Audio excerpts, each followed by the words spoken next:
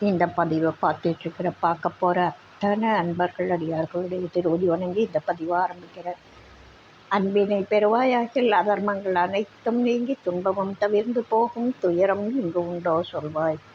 இந்த பதிவில் நம்ம பார்க்க போகிறது சுவாமிகளோட பாடல்களில் ரொம்ப அழகான சந்தத்தோட திருப்புகள் மாதிரி இருக்கும். அந்த சந்தம் ரொம்ப நல்லா இருக்கும். சந்த பாடல் தான் அது, வண்ண விருத்தம்.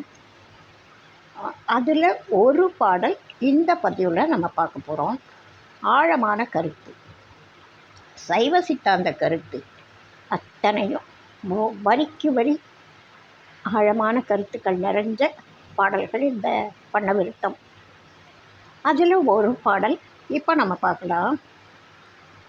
காணற்சலமெனவே யுற்றிடு ஜக. காணற்சலம் அப்படின்றது இப்போல்லாம் நிறைய பேருக்கு தெரியாது, சில பேருக்கு மட்டும்தான் தெரியும். பகல் நேரத்தில் வெளியில் பயணம் பண்ணுறவங்களுக்கு இந்த அனுபவம் இருக்கும். நம்ம பாடலை படிச்சுட்டு விளக்கத்தை பார்க்கலாம். காணற்சலமெனவே யுற்றிடு ஜகமாயை குழுமளவாதைப்படுவது காம குரோத லோப மோகத்தொடு புனல் கருவாகி கார் உற்றிடு குழல் மாதுட்புகவைத காலத்ரயமது யார் செப்பிடுமுறை காதற்படுமகவாயி கடமது வெளியாகி ஈனப்படு சிறுவாலை பர்வமதிலே கற்றிடு கல்வி ஏதுக்கு உதவி சொல் ஏகப்படு மனதாகி தெளிவதும் எந்த நாடோ ஏனிப்படியுறவாகி பிரணவஸ்வரூபத்தின் நிலையமாக கொளும் அடியார்கத்தினிதுரையே வற்பணி செய்யாருள்வாயே ஞானகிரி வலமேகச் சொல்லுமொழியான் எப்படி உரிவேன காலமதில் ஞானகிரி வலமேகச் சொல்லும் மொழி யான் எப்படி அறிவேன காலமதில் ஞானக்கனியனவே யுட்புகவலம் வந்து நேரே நாதக்கனிதனையே பெற்றிடு மதவேழச் சுவைதனை நாவிற்பெய்தருள நான் இப்படியுறவாக கண்டதுவும் நிஜமாமோ மோனக்கனி பெற ஞான குரவனும் மோகித்து ஒரு மயிலேறி கனலொளி மூலகிரி வலமாக கொண்ட கனி இதுதானோ மோகப்படுமடியேனுக்கருள் செய்த மூலக்கனி ருசியார் செப்பிட வளர் மோகித்தெழுமடியார்கட்கினிய கனி இதுதானே. அவர் தன்னை முத்திர பதிக்கிறார் பாருங்க. மோகப்படுமடியேனுக்கு அருள் செய்த மூலக்கனி ருசி யார் செப்பிட வளர். யாரால் சொல்ல முடியும் அந்த கனியோட ருசியை? மோகித்து எழும் அடியார்கட்கு இனிய கனி இதுதானே. அந்த முத்தின்றது ஞானக்கனின்றத இவர் சாப்பிட்ருக்காருன்றத பல இடங்களில் அவர் பாடலில் சொல்லி வர்றாரு. இறைவன் திருக்காட்சி கொடுத்தது, இவருக்கு அருள் செய்தது, அவரும் இவரும் இரண்டரை கலந்து இருந்தது, இதை பற்றியெல்லாம் பல இடங்களில் சொல்லுவார். அருணகிரிநாத பெருமானும் அதே மாதிரி நிறைய இடங்களில் சொல்லுவார். நடந்ததுன்னா அவங்க சொல்கிறாங்க, நாம் தெரிஞ்சுக்கணும். அவங்க என்ன அடைஞ்சாங்க. சரி, பக்தியாக இருக்கணும், இறைவனை கும்பிடணும், நல்லொழுக்கமாக இருக்கணும், இதனாலையெல்லாம் என்ன பலன்? எல்லாரும் பயனை தேடித்தானே ஒரு செயலை செய்வோம். அப்போது அவங்க அடைஞ்ச பயனை நமக்கு சுட்டி காட்டுறாங்க. இவ்வளோ பெரிய அச்சீவ்மெண்ட்டுக்காக நீங்கள் இதை அடையலாம் அப்படின்றது தான் அவங்களுடைய கருத்து இல்லையா? அதை சொல்லி காட்டுறாரு. மோகப்படும் அடியேனுக்கு அருள் செய்த மூலக்கனி ருசி யார் செப்பிட வளர். இதை யாரால் சொல்ல முடியும்? மோகித்து எழும் அடியார்கட்கு இனிய கனி இதுதானே அப்படின்னு சொல்கிறார். இந்த பாடலை நம்ம ஆரம்பத்துலேருந்து பார்க்கலாம். எவ்வளவு அருமையான இந்த வாழ்க்கை, மாய வாழ்க்கை. இதை நீங்கள் இப்படியெல்லாம் இருந்தால் இன்னதை அடையணும், அதுதான் நம்ம நோக்கன்றது தான் அவருடைய ஒவ்வொரு பாட்டிலையும் அழுத்தம் திருத்தமாக சொல்லுவார். காணற்சலம் எனவே உற்றிடு ஜெகமாயை குழும். அந்த உலகத்தில் இருக்கிறது மாயை சார்ந்தது தான் எல்லாமே. மாயையால், மாயையை கொண்டு இறைவன் மாயையை கொண்டு படைக்கப்பட்டது தான் உலக விஷயங்கள் எல்லாமே. இது எல்லாமே மாற்றத்துக்கு உட்பட்டவை, அழியக்கூடியவை. இறைவன் மட்டும்தான் எப்போதும் நிலைத்த பொருள், அழியாத பொருள் இல்லையா? அந்த அதுக்கு இந்த மாயைக்கு ஒரு உதாரணம் சொல்கிறார் பாருங்கள். இது நம்ம வாழ்க்கையில் சந்திக்கிற விஷயம், கவனிக்க மாட்டோம், ஆனால் சந்திக்கிற விஷயம். காணற் ஜலம் அப்படின்னு சொல்கிறார். இந்த காணற் ஜலம் எல்லாரும் பார்த்துருப்போம். தூரமாக நல்ல வெயில் நேரத்தில் நம்ம ஒரு பயணம் பண்ணிகிட்ருக்கோம் ஒரு பாதையில் அப்படின்னா, கூடுமான வரை இந்த ஹைவேயில் போகிறப்ப இந்த வாய்ப்பு கிடைக்கும். பகல் நேரத்தில் நல்ல வெயில் காலத்தில் போகும்பொழுது தூரத்தில் ரோடில் தண்ணி இருக்கிற மாதிரி இருக்கும். மழையே பெய்யலை, அங்கே மட்டும் எப்படி தண்ணி இருக்குதுன்னு நம்ம இங்கேருந்து பார்த்தா தோணும். அது அந்த தார் அப்படின்னு சொல்லி ரோடில் ஊற்றுறாங்க இல்லையா, அந்த தாரில் அந்த வெயில் பட்டு அதோட பளபளப்பில் அது ரிஃப்ளெக்ட் ஆகுது. நம்ம கண்ணுக்கு அந்த நிறமும் இந்த வெளிச்சமும் சேர்ந்து, வெயிலினுடைய கதிரும் சேர்ந்து தண்ணி மாதிரி தெரியும். அந்த தண்ணியை பார்த்தா நமக்கு அப்படி தோணும். இது பாலையில் பல உயிரினங்கள், பல மனிதர்கள் இப்படி ஏமாந்துருக்காங்கன்றத பாலை நிலத்து பயணத்தை பற்றி சொல்கிற நூல்கள் அதிகமாக பாடி காட்டும். இப்போது அந்த பயணம் பண்ணும்போது தூரத்தில் பார்த்தா தண்ணி மாதிரி இருக்கும், அதே நம்ம நெருங்கி போகிறப்ப பார்த்தா அந்த இடத்துல தண்ணி இருக்காது. ஆனால் இன்னும் தூரத்தில், முதல்ல எவ்வளவு தூரத்தில் நம்ம கண்ணுக்கு தெரிஞ்சுதோ அதே தூரத்தில் மறுபடியும் தண்ணி தெரியும். நம்ம அதை நெருங்கிட்டோன்னா தண்ணி தெரியாது. தூரப்பார்வைக்கு தண்ணி இருக்கிற மாதிரி காட்சி கொடுத்தது, நெருங்கி பார்த்தா ஒன்றும் இல்லாமல் இருக்கும். அதை இந்த உலக வாழ்க்கைக்கு, மாய வாழ்க்கைக்கு, நீர்க்குமிழி வாழ்க்கைன்னு வாங்க. கோல நீர், அதாவது ஒரு கோலத்தை தண்ணியில் போட்டால் அது எவ்வளவு பொய்யோ அது போன்றது. நீர்க்குமிழி வரும், உடஞ்சிடும், அது போன்றது அப்படின்னு நிறைய உதாரணம் சொல்லுவாங்க பெரியவங்க. அதே மாதிரி தான் இந்த காணல் ஜலம், காணல் நீர் அப்படின்றது முன்னாடி இருக்கிற பெரியவங்களுக்கெல்லாம் தெரியும். இப்போ இருக்கிற குழந்தைங்களுக்கு, சின்ன பிள்ளைங்களுக்கு அது பார்த்த அனுபவம் இருக்காது.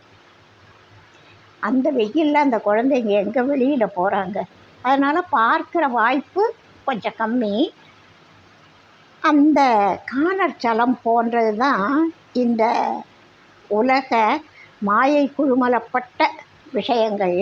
அதனால் நம்ம என்ன செய்கிறோன்னா வாதைப்படுகிறோம், கஷ்டப்படுறோம், துன்பப்படுறோம். எதனால் எல்லாம் துன்பப்படுறோம்? அந்த மாயையோடு சேர்ந்து காம, குரோத, லோப, மோகத்தோட நம்ம இதெல்லாம் ஒன்றா சேர்ந்ததுனால கருவாயிடுறோம். அதாவது இந்த பிறவி துன்பம் இதெல்லாம் இருக்கிறதுனால பிறவி அடையிறோம். நம்முடைய நல்வினை தீவினை பேலன்ஸ் ஆகி ஒன்றுமே இல்லாமல், எந்த வினைகளும் பேலன்ஸ் இல்லைன்னா நமக்கு பிறவி இருக்காது.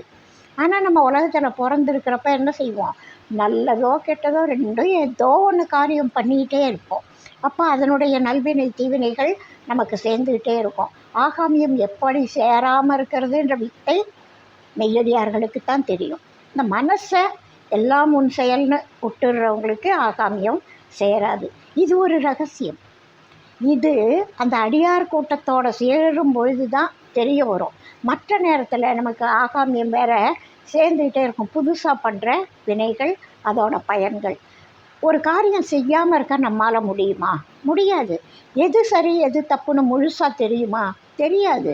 இந்த வாழ்க்கையில் ஓடுற ஓட்டத்தில் எதையோ பண்ணிகிட்ருப்போம். அப்போ ரெண்டுமே நமக்கு கிடைக்கும். நல்வினை தீவினை, நல்ல செயல் கெட்ட செயல், அதோட பயன்கள் நல்வினை தீவினையாக நமக்கு கிடைக்கும். அதிலேருந்து நம்ம தப்பிக்கணும் அப்படின்னா பற்றி பிடிக்கணும். பற்றி பிடிக்கிறதுக்கு முன்னாடி அங்கே கிட்டக்க போகிறதுக்கு அடியார் குரூப்பில் சேரணும். அடியார் கூட்டத்தில் சேரும் பொழுது தான் அந்த ரகசியங்களை அவங்க வழிகாட்டுவாங்க. அந்த மெய்யடியார் கூட்டத்தில் சேர்றதுக்கு நம்மளை நாம் தயார் பண்ணிக்கணும் மனசில். அந்த காருற்றிடு குழல் மாதுட்புகை எய்த காருற்றிடு குழல், அதாவது நல்ல மேகம் போன்ற கரிய கூந்தலை உடைய பெண்களுக்கு அப்படி சொல்கிறாரு.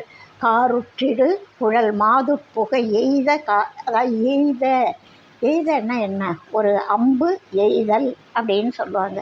அதே மாதிரி நம்மையும் அந்த தாயோட வயிற்றுக்குள்ளே எய்தல் நடக்குது. எய்த காலத்திரயம் அது யார் செப்பிட வளர், அதை யாரால் சொல்லிட முடியும்? காதற் படுமகவாய் கடமது வெளியாகி, நம்ம ரொம்ப அன்பாக நம்மளை சுமந்து பெற்று வெளியில் அனுப்புகிறாங்க, இந்த உலகத்துக்கு கொண்டு வர்றாங்க. ஈனப்படு சிறு வாலை பருவமதிலே கற்றிடு கல்வி ஏதுக்கு உதவி. நம்ம சின்ன வயசில் ஓயாமல் கஷ்டப்படுறோம். ஆனா ஒன்றா கற்றுக்கிறதுலேருந்து, அது ஆனாவோ ஏபிசிடியோ கற்றுக்க ஆரம்பித்ததுலே இருந்து நம்முடைய விரலை பிடிச்சி கற்றுக் கொடுப்பாங்க பெரியவங்க. இந்த மாதிரி இதையும் கற்றுக் கொடுக்கணுன்றதுக்காகத்தான் மகான்கள் நமக்கு இதெல்லாம் சொல்கிறாங்க. அவங்க அனுபவித்தாங்க, நமக்கு சொல்லிட்டு போகிறாங்க. நான் பெற்ற இன்பம் பெருக இவ்வையகம்னு. அதே மாதிரி கல்வியும் வேணும்தான். கல்வி இல்லாமல் எதுவுமே இல்லை, எல்லாமே கற்றல் தான்.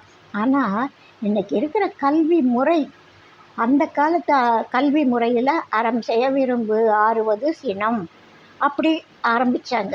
நல்லொழுக்கங்களை சின்ன வயசுலேயே வழக்கமாக்கிட்டாங்க. சொல்லி சொல்லி அந்த குழந்தைங்களுக்கு கொஞ்சம் கொஞ்சம் அதெல்லாம் 100 கற்றுக்கிட்டா 6 புரியும்ல, 6ல் ஏதானும் நல்லது நிற்கும்ல, மனசில் பழக்கமாயிடும்ல. அது மாதிரி நல்ல விஷயங்கள் போதிக்கப்பட்டது அப்போது. இப்போல்லாம் ஏட்டுக்கல்வி, ஏட்டு சுரைக்காய் கறிக்கு உதவாது அப்படின்ற கல்வி தான் இப்போத்தைய கல்வி. ஒழுக்கத்தை கற்றுக் கொடுக்காது, அறிவை கொடுக்கும். இது இப்படி நடக்குது, அது அப்படி நடக்குது, இதனால் இது இயங்குது, இதனால் அது இயங்குது எல்லாம் சொல்லுவாங்க. எல்லாம் எதனால் இயங்குதுன்னு சொல்லித்தர கல்வி இப்போ கிடையாது. அதனால் இவர் என்ன சொல்கிறாரு, ஈனப்படு சிறு வாலை பருவமதிலே கற்றிடு கல்வி ஏதுக்கு உதவி. இவ்வளோ படித்தாலும், எங்கே வரைக்கும் படித்தாலும் எதுக்கு ஐயா பிரயோஜனம்? அது முக்கியமான விஷயத்துக்கு அது உதவாதே. நீ இன்னொரு பிறவி எடுப்ப, அப்பவும் புத்திசாலியாக இருப்ப. புத்திசாலியாக அறிவாளியாக இருக்கிறது வேறு, ஞானம் அடையிறதுன்றது வேறு. அதை கொண்டு இதை அடைஞ்சால் அது பிரயோஜனம். நம்ம படிக்கிறோம், பல நூல்கள் படிக்கிறோம், ஞான நூல்களை படித்து இதை கொண்டு நம்ம இதை செய்யணும், பற்றியா இவங்கெல்லாம் இப்படி சொல்லியிருக்காங்க, நாம் இதை செய்யணும் அப்படின்னு சொல்லி அது வழியில் நடந்தால் அந்த கல்வியால் பிரயோஜனம் இருக்குது. அது வேறு, இது வேறு. ஞானம் வேறு, ஆன்மீகம் வேறு, நல்லொழுக்கம் வேறு, நான் படிக்கிற படிப்பு வேறு அப்படின்னு இன்றைக்கி நினைக்கிறாங்க. படிக்கிறது, பட்டம் வாங்கிறது, பட்டம் வாங்கிட்ட பிறகு பணிக்கு போகிறது, சம்பாதிக்கிறது, இந்த உலகியல் வாழ்க்கை வாழறது. இவ்வளவு தான் ஒரு மைண்ட் செட் அப்படின்னு சொல்லுவாங்க. வீடு வாங்கணும், கார் வாங்கணும், அதை வாங்கணும், இதை வாங்கணும், நகை வாங்கணும், இவ்வளவு தான். அதுக்கு மேலே கோல் வைக்கிறவங்களே ரொம்ப கம்மி. இதுதான் அவங்களோட நிறைய பேரோட கோலாக இருக்குது. அதுக்கும் மேலே, அதுக்கும் பின்னாடி எல்லாத்த விட உயர்வாக இன்னொன்று இருக்குது. அங்கே நாம் ஒரு பயணம் போகணும், அந்த பயணத்தை நோக்கி இதெல்லாம் அமையணும் அப்படின்ற எண்ணம் நிறைய பேர்கிட்ட இல்லை. அதனால தான் இந்த கலியுகத்தில் குற்றங்கள் மலிவாக இருக்குது. ஒரு ஆசிரியர் நல்ல நீதி போதனை உள்ள ஒரு திருக்குறளை பிள்ளைங்களுக்கு போதிக்கிறார்.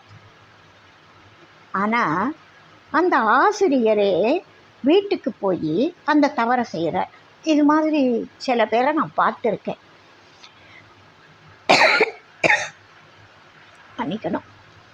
அது மாதிரி போதனை தொழிலுக்காக செய்கிற மாதிரி, வருமானத்துக்காக பசங்களுக்கு நடத்துகிற மாதிரியும், இவங்களுடைய ஒழுக்கம்ன்றது தனி அப்படின்ற மாதிரியும் நினைக்கக்கூடிய காலமாக இது இருக்குது. நல்லொழுக்கம்ன்றது நம்ம ரத்தத்தில் ஊறணும், நம்ம நல்ல மனசுன்றது இயல்பாக வரணும். அங்கேருந்து தான் மற்றதெல்லாம் வரும், அன்பு வரும். அந்த அன்பு இருக்கணுன்ற இடத்துல கட்டாயமாக அடுத்தவங்களுக்கு தொந்தரவு பண்ணணுன்ற எண்ணமே வராது, எக்காரணத்தை கொண்டு வராது. அன்பு இருந்தால் வராது. இப்போ அன்பு இல்லாமல் ட்ரையாக இருக்குது கல்வியினால். அந்த மாதிரி கல்வியை தான் இவர் சாடுறார். படிக்கிறது படித்தது போதும் என்று பல தர்க்கம் செய்வோர்கள் துடிக்க வரு நரகில் சோர்வார் பராபரமே அப்படின்னு சொல்கிறாரு சுவாமிகள். இன்னொரு பாடல்ல பராபர கண்ணியில் படித்தது போதும்னு சொல்லக்கூடாதுன்னு வரும். அப்படி எதுவுமே இது போதும், நான் தெரிஞ்சிட்டது போதும் அப்படின்னு நின்றுட்டாங்கன்னா இந்த பிறவின்ற துன்பத்தில் நரகத்தில் அவங்க மாட்டிக்குவாங்க. படித்தது போதும் என்று பல தர்க்கம் செய்வோர்கள் துடிக்க வரு நரகில் சோர்வார் பராபரமே அப்படி சொன்ன சுவாமிகள் ஈனப்படு சிறுவாலை பருவமதிலே கற்றிடு கல்வி ஏதுக்கு உதவி அப்படின்னு கேட்பாரா?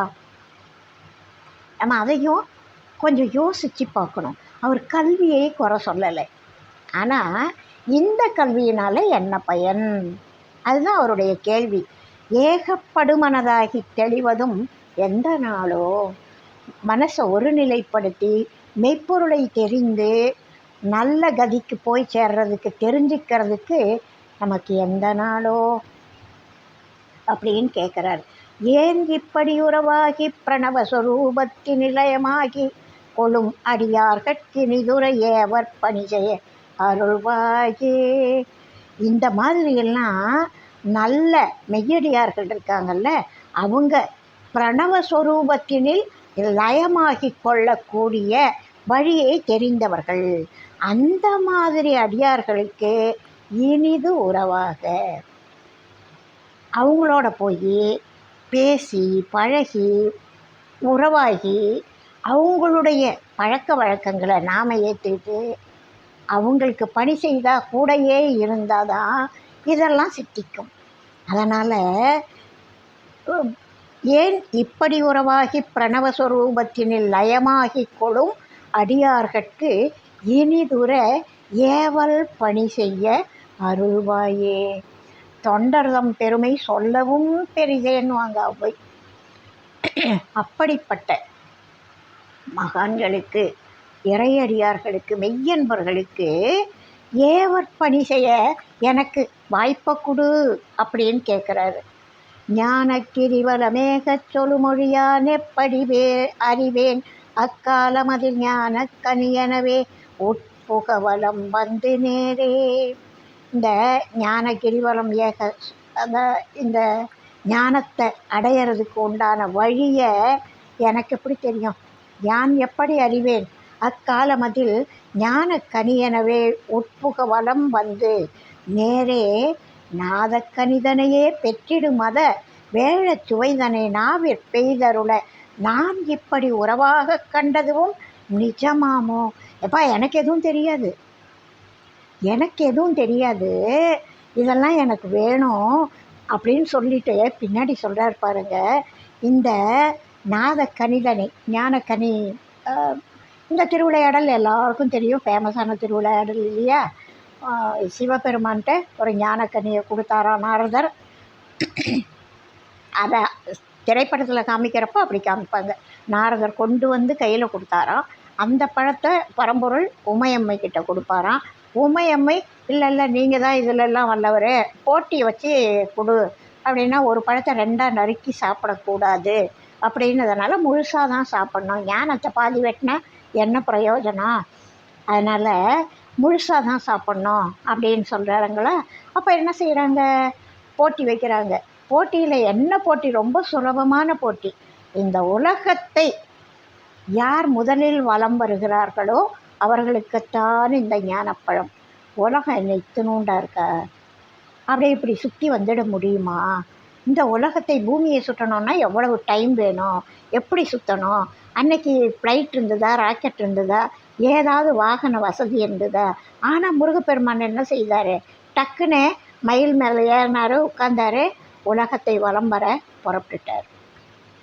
அது இந்த வேலையில் இது இறைவனுக்கு எதுவுமே தெரியாத விஷயம் கிடையாது.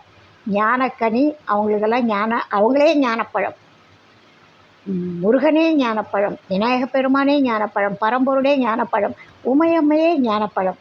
இந்த திருவிளையாடலில் நமக்கு செய்து காமிக்கிறாங்க, நடத்தி காமிக்கிறாங்க. இந்த தத்துவத்தை எல்லாரும் உணரணும் அப்படின்றதுக்காக அவங்க போட்ட ட்ராமா இதெல்லாம். நாம் பார்த்து உண்மையை தெரிஞ்சுக்கணும். அதுக்காக அவங்க நடத்துகிற ஒரு நாடகம். அப்போ சிவபெருமான் என்ன சொல்கிறாரு, போய் உலகத்தை யார் வலம் வர்றீங்களோ முன்னாடி வர்றவங்களுக்கு அவங்களுக்கு இந்த ஞானப்பழம் அப்படின்னு சொல்லிட்டாரு. முருகப்பெருமான் மயில் மேலே புறப்பட்டார். எவ்வளவு நேரம் ஆகும், எவ்வளவு வேகம் வந்தால் எப்படி சுற்றிட்டு வரலான்னு பார்த்துக்கோங்க. கணக்கு, அதை யோசிங்க. இவர் என்ன பண்ணார், பெரிய ஒரு விநாயக பெருமான் பேசாமல் உட்காந்துருந்தார். என்னப்பா நீ பந்தயத்தில் கலந்துக்கலையா அப்படின்னா, கலந்துக்கிறனே அப்படின்ட்டு என்ன பண்ணார், எல்லாத்தையும் ஒரு நியாயம் கேட்டார். ஆமாம், இந்த அம்மையப்பன் யார், உலகத்துக்கும் இவங்களுக்கும் என்ன சம்மந்தம் அப்படின்னா, அம்மையப்பன் தான் உலகம், உலகம்தான் அம்மையப்பன் அப்படின்னு எல்லாரும், இறைவனுடைய கண்ணு முன்னாடி இது நடக்குது, அவர் வேடிக்கை பார்த்துட்டு தானே இருக்கார். அவருக்கு தெரியாதா, விநாயக பெருமானுக்கு தெரியாதா, மற்றவங்களுக்கு தெரியாதா? தெரியும், முருகனுக்கும் தெரியும். அப்போ என்ன பண்ணுறாங்க, விநாயக பெருமான் ஈஸியாக என்ன பண்ணுறாரு, அப்படியே போனார். அம்மையப்பனை சுற்றி வந்தால் உலகத்தை சுற்றியதாகத்தானே அர்த்தம். கேட்டுட்டு என்ன பண்ணிட்டாரு, சுற்றி வந்தார். ஞானக்கனி அவருக்கு கிடைச்சது. இதில் நமக்கு என்ன கருத்து அப்படின்னா, ஒரு வேலையை எல்லாரும் இப்போ நிறைய இந்த வார்த்தையை பயன்படுத்துவாங்க, அதை அப்போவே செய்து காமிச்சிருக்காங்க பாருங்கள். ஒரு வேலையை ஸ்மார்ட் ஒர்க்காகவும் பண்ணலாம், ஹார்ட் ஒர்க்காகவும் பண்ணலாம். முருகனுக்கு அந்த பழம் வேணும்னு அவசியம் இல்லை, அவர் இந்த பழத்தை சாப்பிட்டு தான் அவருக்கு ஞானம் வரணும்னு அவசியம் இல்லை, அவரே ஞானப்பழம்தான். அப்படிப்பட்டவங்க இதை எதுக்கு செய்கிறாங்கன்னா, நமக்கு அறிவுறுத்த. ஒரு வேலையை ஸ்மார்ட் ஒர்க்காகவும் செய்யலாம், ஹார்ட் ஒர்க்காகவும் செய்யலாம். அதை நீங்கள் எப்படி எடுத்துக்கிறீங்க?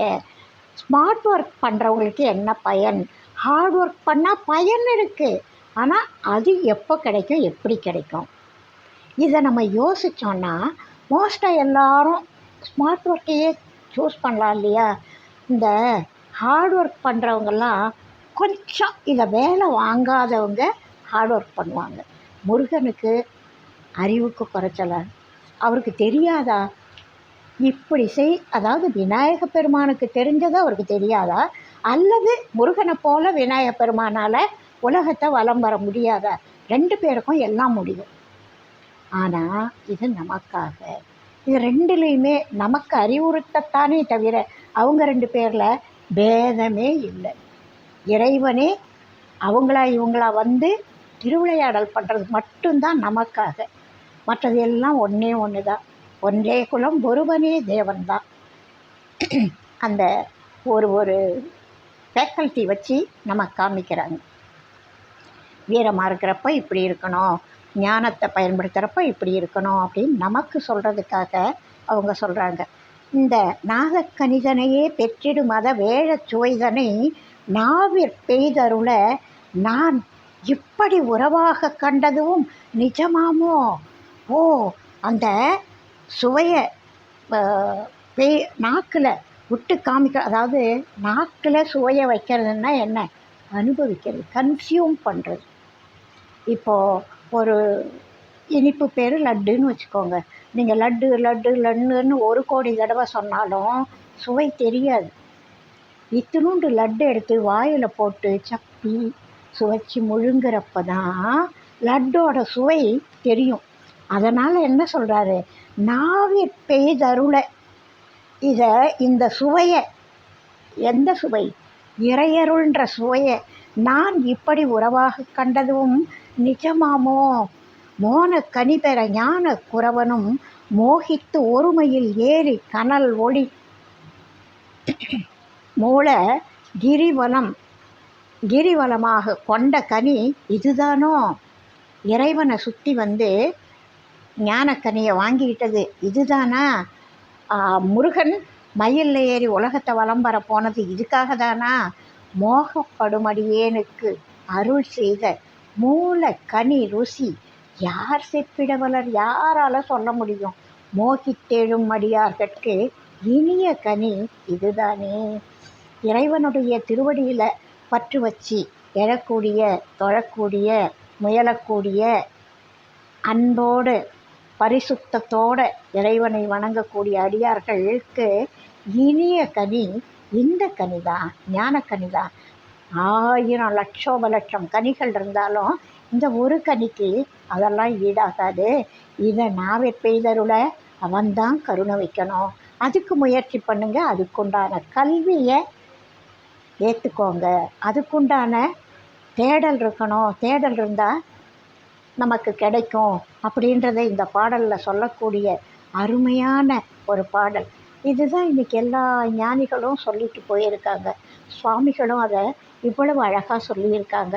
தனக்கு கிடைச்சிடுதுன்றதையும் பல பாடல்களில் முத்திரை பதிச்சிருக்காங்க. வாழ்க வளமுடன். இந்த மாதிரி நல்ல விஷயங்கள் உங்களுக்கு கேட்குறதுக்கு பிடிச்சிருக்குன்னா முதல்ல சப்ஸ்கிரைப் பண்ணுங்கள், லைக் பண்ணுங்கள், ஷேர் பண்ணுங்கள். உங்களோட கனிவான கருத்துக்களை சொல்லுங்கள். நீங்கள் சொல்கிறது என்னை நான் ஒழுங்குபடுத்திக்கிறதுக்கு உதவும். இந்த மாதிரி கருத்துக்கள் உங்களுக்கு பிடிச்சிருக்கா இல்லையான்றது நீங்கள் கேட்டால் எனக்கு தெரியாது. நீங்கள் சொன்னால் எனக்கு புரியும் இல்லையா? இந்த மாதிரி இருக்கலாமா, வேறு மாதிரி இருக்கலாமான்னு நான் யோசிப்பேன், நான் தேடுவேன். என்னோடய தேடல் அதிகமாகும். உங்களுடைய கேள்வியினால் என்னோடய தேடல் அதிகமாகும். அந்த தேடலுக்காக உங்களோட கருத்துக்களை சொல்லுங்கள். வாழ்க வளமுடன். வாழி எந்நாளும் மெய்மெய் வாழ்க நல்லறங்கள் எல்லாம் வாழி அப்பெரியோன் நாமம் வாழியே வாழி வாழி. அடுத்த பதிவில் அடுத்த ஒரு கருத்தோடு சந்திப்போம். வாழ்க வளமுடன். வாழ்க வளமுடன். வாழ்க வையகம்.